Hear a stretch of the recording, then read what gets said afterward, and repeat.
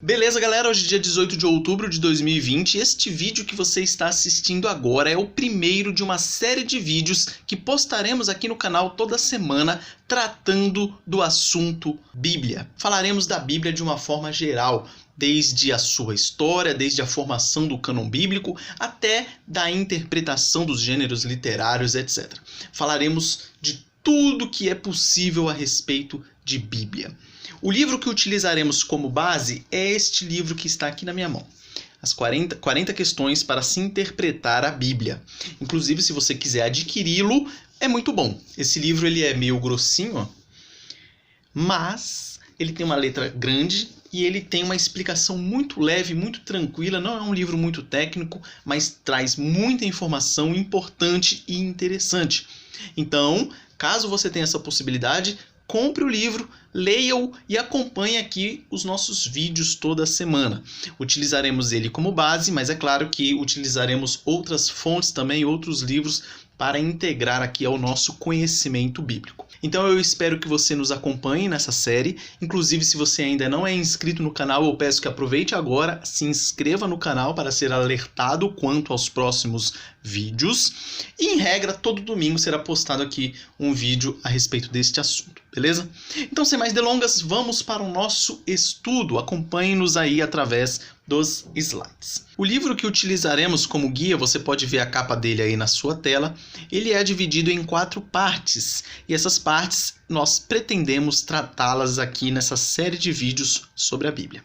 Então percebam a parte 1, que ela trata de começando, texto, cânon e tradução. Parte 2, abordando a Bíblia de maneira geral. Parte 3, abordando textos específicos. E parte 4, assuntos em discussão recente. Todos assuntos muito importantes e muito atuais, que vai servir para aumentar bastante o seu conhecimento a respeito do tema Bíblia. Então o tema de hoje é: o que é a Bíblia? Muito se fala a respeito da Bíblia, muito se fala a respeito de que temos que ler a Bíblia, mas afinal, você sabe o que é a Bíblia? Então você que assiste esse vídeo, você pode ter nenhum ou pouco conhecimento a respeito do que é a Bíblia, do que a Bíblia trata e tudo mais. E o vídeo será muito importante para você, para te trazer essa noção aí. Mas você também pode ser uma pessoa que saiba muito a respeito de Bíblia. Pode ser uma pessoa que estudou a vida inteira as Sagradas Escrituras. Mas esse vídeo vai servir para você também. Não só esse vídeo, como a série inteira que trataremos aqui. Por quê? Nós temos uma memória limitada. Então, muitas coisas que nós estudamos, com o tempo a gente esquece. E depois, quando você ouve de novo a respeito desse assunto, o que você tinha estudado antigamente surge de novo na sua cabeça. E assim você acaba mantendo sempre fresquinha na sua cabeça o conteúdo estudado. Outro detalhe importante é que às vezes nós estudamos algum assunto e com o passar do tempo você vai estudando outros assuntos e o leque de informações vai aumentando. Depois, lá na frente, se você estudar esse mesmo assunto anterior, com certeza o seu entendimento será maior. Afinal, a nossa caminhada dentro do conhecimento ela é progressiva, então é um passo atrás do outro. Às vezes a gente esquece uma coisa, vai lá, relembra, aprende uma coisa nova, então vai aumentando esse nosso repertório intelectual. Por isso que esse vídeo e os demais serão importantes, tanto para você que não sabe nada, como para você que já sabe muito. Anteriormente nós fizemos a seguinte pergunta: o que é a Bíblia? E agora nós tentaremos responder aqui. Primeiro, a Bíblia é uma coleção de 66 livros considerados inspirados e autoritativos ou autoritários. O que significa isso? Se bem que a palavra autoritativo fica mais palatável. Então, o que significa isso? Aqui na minha mão eu tenho uma Bíblia Sagrada. Então, se você nunca pegou uma Bíblia, isso é uma Bíblia. O que acontece? Por que eu falo que são 66 livros? Tá vendo que tem um monte de marcação aqui, ó? Cada marcação dessa aqui é algum livro bíblico. Então, se eu vou lá no primeiro, na primeira marcação, eu tenho aqui o primeiro livro, que é Gênesis. Gênesis é um livro. Na hora que termina Gênesis, Gênesis tem 50 capítulos e depois nós entramos em outro livro, que é o livro de Êxodo. E assim por diante. A Bíblia ela é dividida em Antigo e Novo Testamento. Depois falaremos um pouco mais a respeito disso. Todas essas folhas compõem o Antigo Testamento. E a partir de então, a partir daqui, você tem o Novo Testamento. E aí vai até o final. Então, na totalidade, você tem 66 livros. Tem gente que pensa que a Bíblia é um livro só, de um autor só. Não é. E por que eu digo que eles são inspirados e autoritativos? Porque Deus inspirou alguns autores que escreveram as palavras que estão nas Sagradas Escrituras. Palavras estas autorizadas por Deus. E é um livro autoritativo porque, lógico, se é Deus falando para nós o que Ele quer que nós saibamos, é lógico que isso tem autoridade. E nós devemos, então, cumprir a vontade de Deus. Esses 66 livros da Bíblia, eles foram produzidos por diversos homens de vários períodos históricos, de contextos sociais, personalidades e culturas diferentes da nossa. Isso acaba sendo um obstáculo para nós que vivemos no século XXI ao tentarmos ler e interpretar a Bíblia. Porque, como já foi dito, ela foi escrita num contexto totalmente diferente do nosso hoje. É um obstáculo, mas esse obstáculo não é intransponível. Através da oração, através de estudos, através de ouvir aulas e sermões, nós podemos sim transpor esses obstáculos que são causados naturalmente por causa dessas coisas que eu falei. Ela é dividida em dois grandes grupos, que é o Antigo e o Novo Testamento, como eu acabei de mostrar aqui na Bíblia. E testamento, ele significa aliança. Então a gente pode pegar uma Bíblia e falar que o Antigo Testamento é a antiga aliança e o Novo Testamento se refere à nova aliança. Nós falaremos um pouco mais a respeito disso mais para frente. É claro que se você não tem conhecimento nenhum das Sagradas Escrituras e está vendo esse vídeo, fique calmo. Às vezes é muita informação e assimilá-las pode causar um pouco de assombro no começo. Mas fique tranquilo, com o tempo, essas informações que você está assimilando, elas vão se juntando e depois, às vezes, alguma coisa que não faz sentido começa a fazer sentido. É como se você estivesse entrando no primeiro ano do ensino fundamental na escola.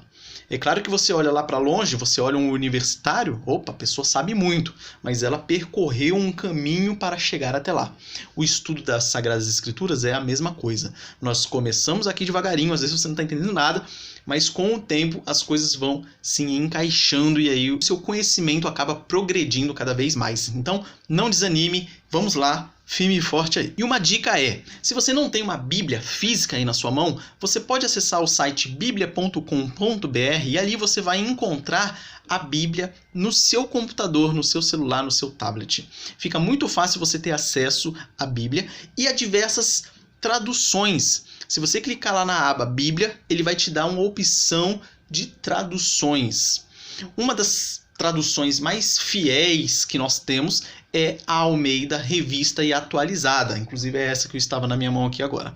Mas, se você não tem conhecimento nenhum e está começando a estudar a Bíblia agora, eu recomendo que você acesse a versão NVI, que é a nova versão internacional, ou a NTLH, que é a nova tradução na linguagem de hoje. Vai ficar bem mais assimilável o conteúdo. Depois, se for o caso, você progride os seus estudos utilizando a tradução a Revista e Atualizada, por exemplo. Então vamos falar um pouquinho a respeito do Antigo Testamento, que muitas coisas que nós falaremos aqui a respeito do Antigo Testamento servirá para o Novo Testamento também.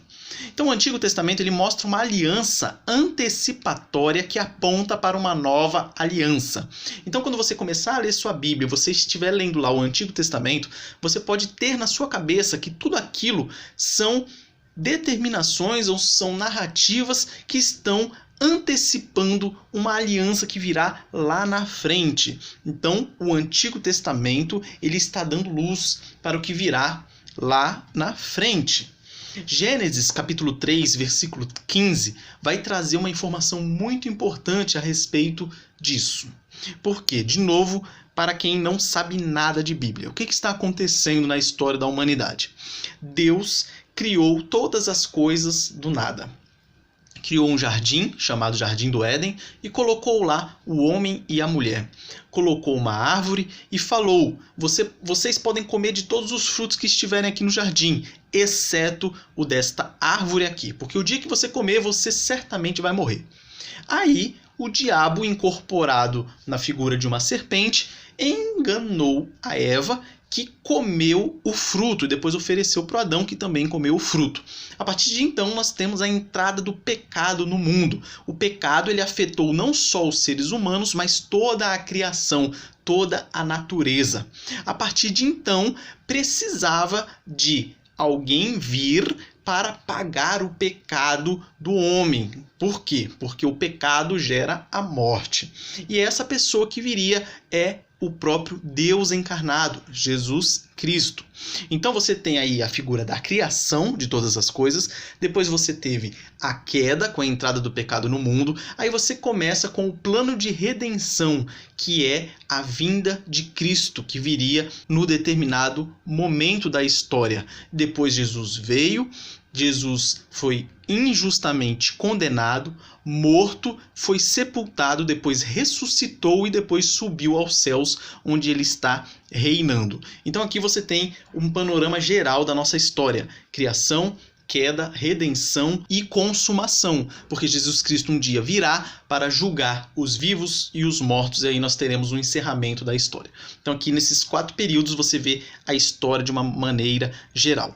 Então percebam lá em Gênesis 3,15 o que a Bíblia diz. Deus falando: porém inimizade entre ti e a mulher, aqui ele está se referindo ti ao diabo, na figura da serpente, entre a tua descendência e o seu descendente. Este te ferirá a cabeça e tu lhe ferirás o calcanhar. Aqui nós temos o primeiro versículo da Bíblia que já anuncia que um dia virá o descendente da mulher que ferirá a cabeça da serpente. Quem é o descendente da mulher que ele trata aqui? Jesus Cristo. Então aqui nós temos o primeiro anúncio. Um pouco mais para frente, em Gênesis 22:18, nós temos Deus fazendo uma aliança com Abraão. E aqui nós podemos considerar essa como a antiga aliança. E qual foi essa aliança que Deus fez com Abraão? Deus falou para ele que nela, na descendência de Abraão, serão benditas todas as nações da terra, porquanto obedeceste a minha voz. Então Deus ele firma uma aliança com Abraão e a partir dele todas as nações seriam benditas. O que acontece? Em Êxodo 19:31 nós temos a ratificação da aliança. E aqui foi quando Deus firma a aliança com Moisés no Monte Sinai, dá as tábuas da lei e ali firma a aliança com o povo hebreu. Então aqui você pode visualizar toda essa antiga aliança. Em Jeremias 31:31 nós temos aí o anúncio da nova aliança, aquela que substituiria esta antiga aliança. Eis aí vem dias, diz o Senhor, em que firmarei nova aliança com a casa de Israel e com a casa de Judá. Aqui se refere à nova aliança, que é a vinda, a morte e a ressurreição e a ascensão de Jesus Cristo, que é o que nós podemos ver no Evangelho de Marcos 14:24, quando Jesus Cristo disse: então lhes disse Jesus, dizendo aos seus apóstolos: isto é o meu sangue, o sangue da nova aliança, derramado em favor de muitos. Aqui nós temos a figura da última Santa Ceia, quando Jesus Cristo anuncia a nova aliança firmada no sangue dele. Então percebam que no Antigo Testamento nós tínhamos a aliança da lei, que era aquela aliança dada por Deus através das tábuas da lei, aquela lei que o povo hebreu deveria cumprir, mas que não conseguiram cumprir. Afinal, ninguém consegue cumprir toda a vontade de Deus, porque nós somos pecadores. E é por isso que nós precisávamos que alguém viesse, cumprisse essa lei e pagasse a nossa pena. E quem fez isso?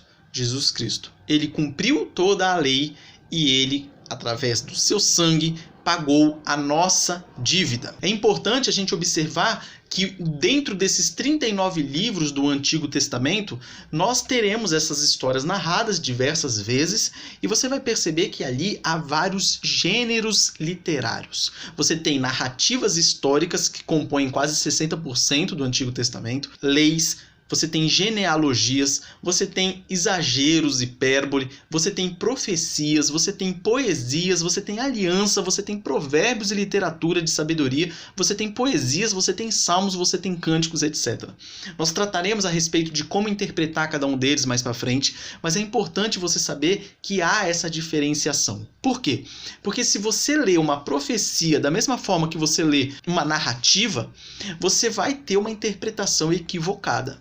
Da mesma forma, se você interpretar uma narrativa como sendo algo normativo, uma ordem, você também vai interpretar de maneira equivocada a palavra de Deus. Por isso que é importante nós estudarmos e conhecermos cada um desses gêneros literários. O Novo Testamento, ele também tem narrativas históricas, ele tem cartas, ele tem parábolas, etc. Ele também é composto de diversos gêneros literários. Falaremos mais para frente um pouco melhor a respeito do Novo Testamento, isso em outros vídeos. Agora vamos ver o objetivo da Bíblia. Qual é o seu objetivo? Para que ela foi escrita? Por que Deus inspirou homens para escrever e mandar a sua mensagem para nós? Primeiro, é importante a gente observar o que a Bíblia não é. A Bíblia não é um realejo. Hoje em dia não é mais comum nós vermos realejo, mas antigamente era muito comum. O que acontece? Ali você tem uma pessoa com realejo ali na mão, um realejo, aquele aparelho ali que toca uma musiquinha, e você tem ali um louro ou um papagaio, que ele vai lá, conforme a musiquinha vai tocando, ele vai com o bico e pega ali um bilhetinho, você pode observar ali ó, na gavetinha, e aquilo ali vai estar dizendo a sua sorte para o dia. Então você quer saber qual que é a sua, como é que vai ser meu dia hoje, você acha lá um realejo e o papagaio vai lá e te dá ali a sua sorte para aquele dia. É como se fosse uma caixinha de surpresa. Então a Bíblia não é isso. A Bíblia não é um livro em que eu vou chegar hoje aqui, deixa eu ver o que a Bíblia tem para falar para mim. Eu vou, abro aleatório, leio qualquer versículo e pum! É isso que eu tenho que assumir para minha vida. Não, a Bíblia não é isso. A Bíblia você tem que levar em conta o contexto em que foi escrito. Então ela não é uma caixinha de surpresa, ela não é um local para você pincelar versículos fora de contexto e tirar doutrinas para a sua vida. Tá, se a Bíblia não é isso, o que é a Bíblia então? E qual é o seu objetivo? O objetivo da Bíblia é nos mostrar algumas coisas. Por exemplo, que existe um Deus. Primeira coisa. Deus se revela a nós de duas formas. Através da revelação geral, ou seja, das coisas criadas. Você olha para o sol, você olha para a lua, você olha para o mar, você olha para a natureza, para uma árvore, para um animal, para o próprio ser humano. E você chega à conclusão que isso não pode ter surgido aleatoriamente. Isso não pode ter sido fruto do acaso. Alguém criou. E quem é esse alguém? Deus. Ele se revela através da revelação geral e através da revelação especial, que é a palavra de Deus, a sua própria vontade revelada. Por que é importante nós sabermos disso? Porque você reconhecendo que existe um Deus através das obras criadas, isso não vai te levar a conhecer o plano da redenção. Não vai te levar a saber por que a natureza sofre, por que há desgraças no mundo, por que você precisa de redenção, quem é Jesus Cristo, o que vai acontecer no fim dos tempos, o que acontece quando a pessoa morre. Isso você não vai saber sem a revelação especial que é a Bíblia. Então, ela nos mostra que existe um Deus. É o primeiro ponto. Ela diz para nós que ele é único, não existem outros deuses. A natureza não é um deus, energias não são um deus, Apolo não é um deus, Zeus não é um deus. Não existe outro Deus que não seja o nosso Deus único e verdadeiro que está revelado nas Sagradas Escrituras. Ela nos mostra que Deus fez os céus, a terra, o mar e tudo o que neles há. Você saberia, olhando todas essas coisas, que existe um Deus, mas você não saberia quem é esse Deus e como que ele tinha criado todas essas coisas. Você não saberia sem a Bíblia. A Bíblia também nos mostra que nós pecamos e que através do ser humano o pecado entrou no mundo e estamos em rebeldia contra Deus por causa desse pecado que entrou no mundo. A Bíblia também vai nos mostrar que nós precisávamos de alguém para pagar a nossa dívida, porque como bem alertou Deus lá no início, se vocês, Adão e Eva, comerem do fruto proibido, certamente morrerás. Então, a partir daquele momento, a morte também entra no mundo, tanto a morte física como a morte espiritual, e a Bíblia vai nos mostrar que, por causa disso, nós precisamos de alguém que pague a nossa dívida. Nós merecíamos a morte, mas Jesus Cristo vem e paga a nossa dívida. E esse é o último ponto aqui, que a Bíblia nos mostra que esse alguém que precisaria vir e pagar os nossos pecados é Jesus Cristo. Então a revelação bíblica, ela culmina, ou seja, ela tem como seu ponto mais alto o eterno Filho de Deus. Então sempre quando você for ler a sua Bíblia, você tem que estar na sua mente que ela está apontando para Jesus Cristo, que é o ponto principal das Sagradas Escrituras. O Antigo Testamento, ele vai apontar lá para frente, para a vinda de Jesus Cristo. E o Novo Testamento vai revelar o passado, a vinda de Jesus Cristo, integrando a Bíblia, Antigo e Novo Testamento, se unindo, tendo como Jesus Cristo no centro. A revelação bíblica nos mostra isso. Veja lá em Hebreus, capítulo 1, versículos 1 e 2, que vai dizer o seguinte: havendo Deus outrora, no passado, falado muitas vezes e de muitas maneiras aos pais pelos profetas, nestes últimos dias, aqui se referindo ao momento em que eles estavam vivendo e até agora, nestes últimos dias nos falou pelo Filho, a quem o Filho de Deus, Jesus, a quem Deus constituiu herdeiro de todas as coisas, pelo qual também fez o universo. Então aqui você vê a culminação da revelação bíblica na figura de Jesus Cristo. Então ali no desenho você vê a figura da cruz, que foi onde Jesus Cristo pagou a nossa dívida. Nós falamos um pouco a respeito de Jesus Cristo, mas afinal, quem é Jesus Cristo? As Sagradas Escrituras vai nos mostrar também que ele é o Filho de Deus. Vejam o que diz o apóstolo João no seu Evangelho, João 1,14. Se esvaziou e se encarnou. Aqui ele está se referindo a Jesus Cristo. Se esvaziou, por que se esvaziou? Porque ele era Deus. Ele teve que diminuir para tomar a forma humana. Então ele se esvaziou e se encarnou, ou seja, veio em carne e osso, unindo para sempre Deus e o homem numa mesma pessoa. Jesus Cristo, ele era 100%, na verdade, 100% Deus e 100% homem. Há essa natureza integrada entre ele.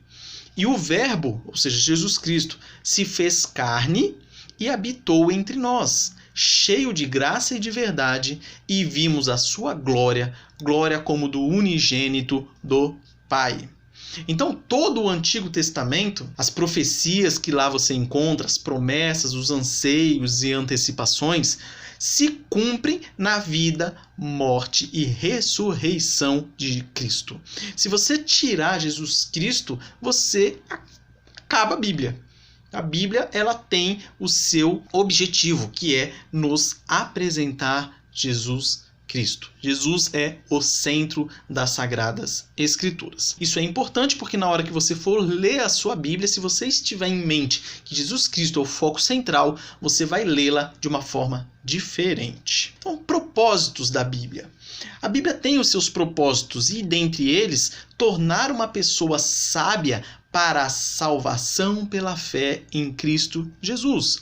Como diz em 2 Timóteo 3, 14 e 15, aqui nós temos Paulo instruindo o pastor Timóteo, dizendo o seguinte: tu, Timóteo, porém, permanece naquilo que aprendeste e de que foste inteirado, sabendo de quem o aprendeste e que desde a infância sabes as sagradas letras, se referindo à Bíblia, que podem tornar-te sábio para a salvação pela fé em Cristo Jesus. Então aqui nós temos o propósito principal da Bíblia, que é nos tornar sábios para a salvação em Cristo Jesus. Aqui é importante salientar que a Bíblia ela não é um tratado científico, como muita gente pensa que é.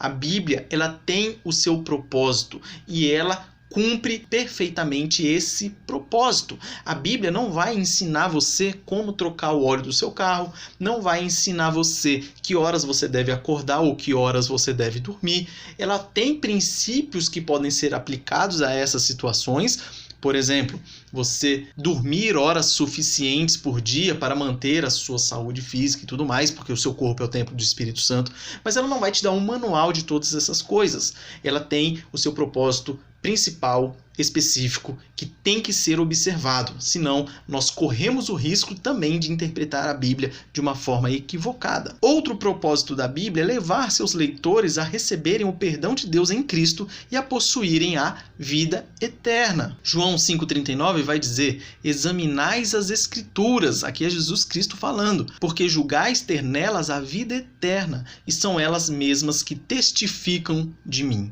Aqui Jesus Cristo falando, e você percebe a importância das Sagradas Escrituras. Outro texto lá em João 17,3, que é a oração sacerdotal de Jesus Cristo. Ele diz: e é a vida eterna esta, que te conheçam a ti, se referindo a Deus Pai, o único Deus verdadeiro, e a Jesus Cristo, a quem enviaste. Ele mesmo. Aqui nós vemos mais um dos propósitos da Bíblia. Agora, funções da Bíblia. A Bíblia ela tem funções muito específicas. Por exemplo, convicção do pecado através do Espírito Santo.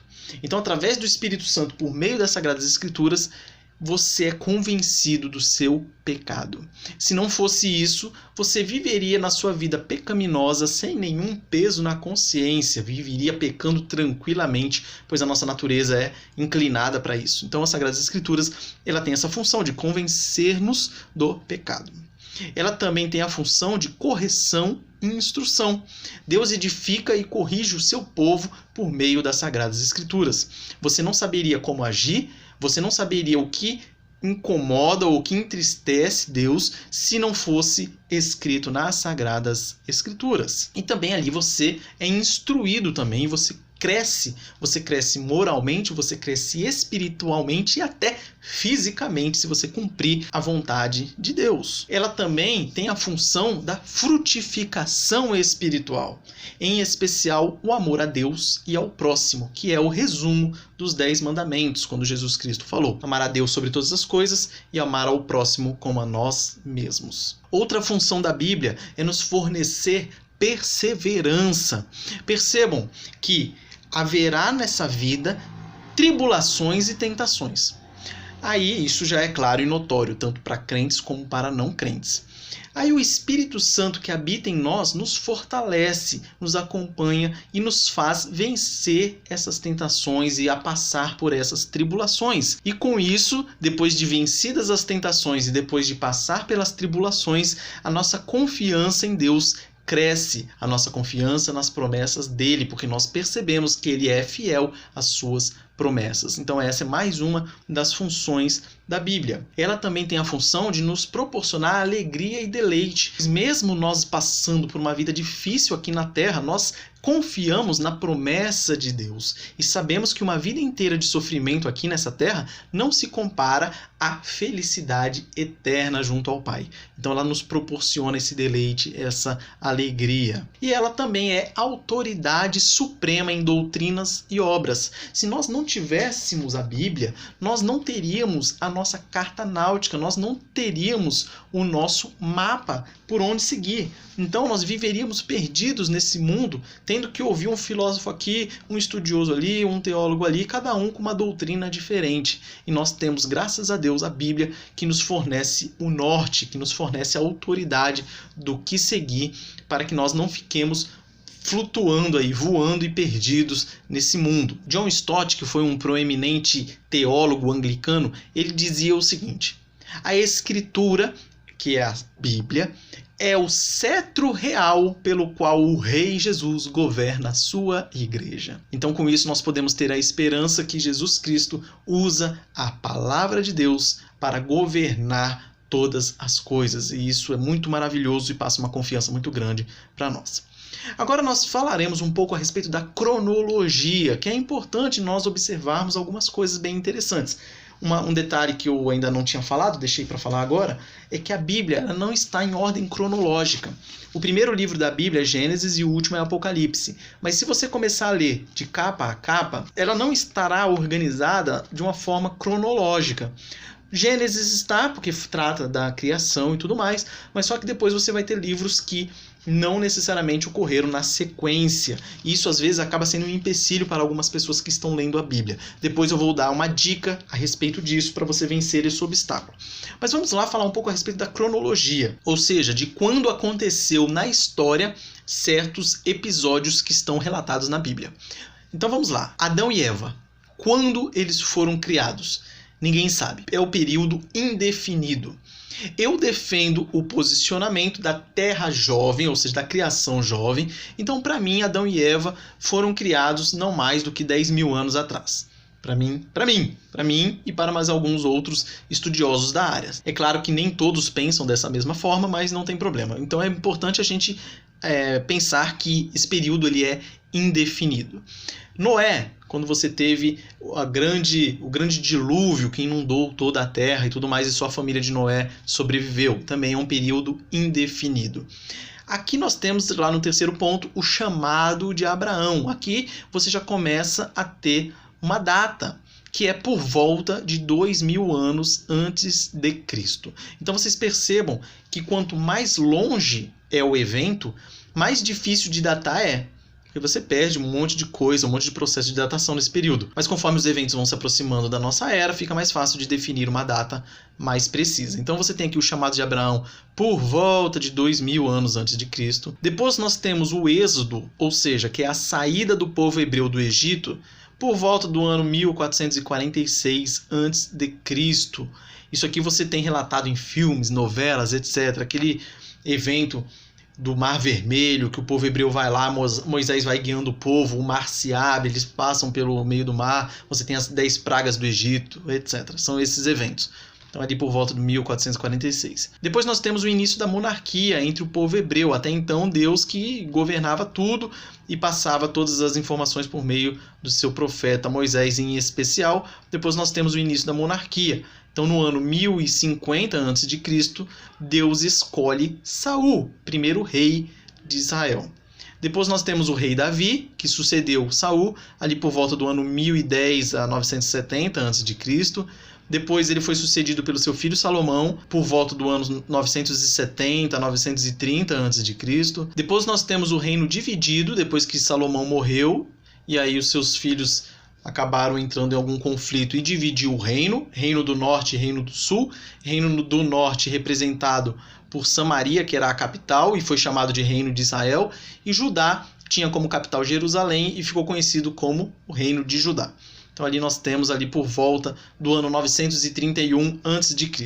Depois nós temos o exílio assírio, quando o exército assírio invadiu Israel. Israel no caso do norte, né, o reino do norte, ali aqui já temos uma certeza muito razoável, ano 722 a.C.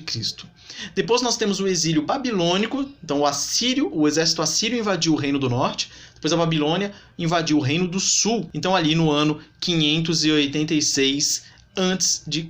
Depois ali nós temos o período persa, que é no ano 537 a.C. Depois nós temos o término do segundo templo, no ano 515 a.C. Depois nós temos Neemias e Esdras, ali por meados do ano 400 a.C. Depois nós temos Malaquias, que foi o último profeta de Israel, no ano 430 a.C. Depois nós temos o período intertestamentário, que é do ano 430 ao ano 45 depois de Cristo. Quando eu mostrei no início a Bíblia, eu mostrei o Antigo Testamento, lá numa parte, e depois o Novo Testamento.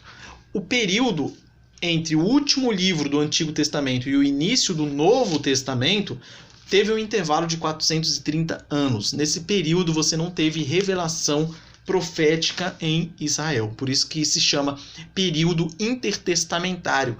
Mas muita coisa aconteceu nesse período, mas coisas históricas. Por exemplo, a Guerra dos Macabeus. Mas não teve revelação específica de Deus para o seu povo. Depois nós temos o nascimento de Jesus, e é importante a gente observar essa data, porque Jesus nasceu antes do seu nascimento. Aí nós temos aí um problema na questão da data, quando criaram o calendário e tudo mais, mas nós temos ali o nascimento de Jesus por volta do ano 7 ou 4 a.C. Depois nós temos o ministério de Jesus Cristo, o período de 3 anos, onde ele escolheu os apóstolos, onde ele começou a pregação, onde ele efetuou os milagres e tudo mais, que vai do ano 27 ao ano 30 depois de Cristo. Aqui nós já entramos na era atual, na nossa era cristã. Depois nós temos a crucificação de Cristo por volta do ano 30 depois de Cristo. Ali nós temos o primeiro livro do Novo Testamento, que foi escrito por volta do ano 45 depois de Cristo. Alguns estudiosos dizem que o primeiro livro do Novo Testamento foi Gálatas, alguns outros vão dizer que foi outro livro, mas nós temos ali o primeiro no ano ali 45 depois de Cristo. E por fim nós temos o livro de Apocalipse, que foi o último livro da Bíblia, que foi escrito por volta do ano 90 depois de Cristo. Com o fim de Apocalipse, nós temos o encerramento da Bíblia. Ali encerrou os 66 livros da Bíblia. Agora eu queria deixar algumas reflexões e aplicações práticas para a sua vida e você que está assistindo esse vídeo. Primeiro, você lê a sua Bíblia apenas como qualquer outro livro ou tem consciência da importância da Bíblia? Pense aí com você. Será que eu estou tratando a Bíblia como um livro qualquer? Ou eu tenho consciência que esse livro ele foi inspirado por Deus e é a palavra inerrante de Deus? Reflita a respeito disso. Segunda reflexão, qual o seu conhecimento da Bíblia numa escala de 1 a 10? Você ficou muito confuso com as coisas que eu falei aqui a respeito de Gênesis, a respeito de Esdras e Neemias que eu citei agora no final, de Apocalipse, dos livros bíblicos e tal, de aliança e tal? Você ficou muito confuso com isso? Ou você tirou de boa? Então, analise você aí, qual o seu nível de conhecimento da Bíblia, de 1 a 10. Isso vai ser bom para uma autoanálise, para que você possa definir melhor aí as suas estratégias depois de estudo também. Terceiro, você já leu a Bíblia inteira? Ou você só lê pensando alguns versículos avulsos? Tente ler a sua Bíblia inteira. Pegue sua Bíblia e veja como ela é composta. Pega a sua Bíblia, vai lá no índice, vai lá no finalzinho. Muitas delas trazem mapas lá no final da Bíblia, trazem planos de leitura anual da Bíblia, trazem pesos e medidas para que você consiga transformar, porque os pesos e medidas que o povo hebreu usava não é o mesmo de nós hoje. Eles não usavam quilômetros, eles não usavam metros, eles não usavam quilo, eles utilizavam outras medidas, não as mesmas que nós utilizamos hoje. E aceite o desafio de ler a sua Bíblia integralmente a partir de 1º de janeiro. Até lá, nós teremos, se Deus abençoar, diversos vídeos aqui no canal tratando a respeito da Bíblia, da interpretação bíblica e tudo mais. Então aproveite esses vídeos que nós postaremos aqui e faça esse projeto, aceite esse desafio. 1º de janeiro de 2021, comece a ler a sua Bíblia. Você vai conseguir lê-la até dia 31 de dezembro de 2021 tranquilamente. Mas se você estiver muito perdido, aí como é que eu faço para começar a ler a Bíblia e tal? Tô perdidaço. Acesse esse link que eu pus aí no slide, voltemosaoevangelho.com/blog/2016/12/10 planos de leitura bíblica e orante para 2017. Vejam que lá você vai ter diversos planos de leitura bíblica. Eu indico 2. Ou o plano de leitura de capa a capa, que é você pegar a Bíblia de Gênesis e Apocalipse, ou o plano de leitura cronológico. Eu acho esse até melhor, porque ele vai colocar os versículos bíblicos de uma forma cronológica, é bem legal. Na dúvida, comece por um e depois faça o outro, beleza? Então não deixe de fazer. Nós encerramos o vídeo de hoje. Caso tenha ficado alguma dúvida, por gentileza, mande aí nos comentários. Vamos crescer juntos no conhecimento das Sagradas Escrituras. E nos acompanhe se inscrevendo aqui no nosso canal, o canal O Reformado. E aproveite para divulgar para outras pessoas, para que mais pessoas sejam alcançadas pela Palavra de Deus. Mas nós também estamos em outras redes sociais, por exemplo, Facebook, O Reformado 1517, estamos no Instagram, @oreformado_1517, estamos no Twitter, @oreformado_1517, estamos no Parler, @oreformado_1517, estamos também com o blog oreformado1517.blogspot.com. Lá você vai ter diversos conteúdos de cunho teológico. Em algumas redes sociais eu posto todo dia alguma coisa de teologia reformada e ali o leque vai aumentar muito. Aproveite, se inscreva lá, me siga nessas outras redes sociais e espalhe aí para o máximo de pessoas que você conseguir. Vamos fazer com que a palavra de Deus chegue em todos os rincões do nosso país e do mundo, se for da vontade de Deus. Então que Deus abençoe a sua vida, um forte abraço e até semana que vem. Valeu!